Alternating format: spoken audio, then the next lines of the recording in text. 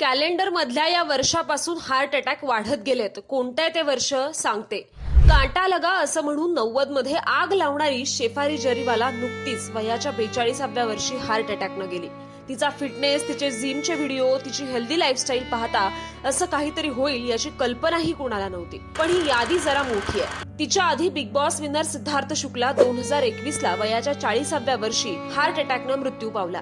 साऊथचा superstar Puneet राजकुमार 2021ला वयाच्या 46व्या वर्षी heart अटॅकनं गेला. आपण सगळे ज्याचे फॅन होतो तो के 2022ला वयाच्या 53व्या वर्षी हार्ट अटॅकनं गेला. हे तर सेलिब्रिटींच्या बाबतीत होतंय. सामान्य माणूस तर दररोजच हार्ट अटॅकनं मरतोय. पण हे हार्ट अटॅकचं प्रमाण गेल्या 4 ते 5 वर्षात वाढलंय. इंडियन एक्सप्रेस नुसार 2019 पर्यंत 5849 लोकांना हार्ट अटॅक यायचा. 2020ला हे प्रमाण 5633 इतकं झालं.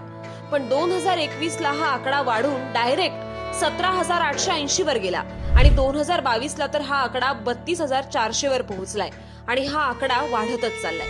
नीट पाहिलं तर हे प्रमाण 2020 नंतर वाढलं. असं काय झालं होतं 2020ला? तुम्हाला माहित असेल तर नक्की कमेंट करा आणि संवाद सेतूला फॉलो करा.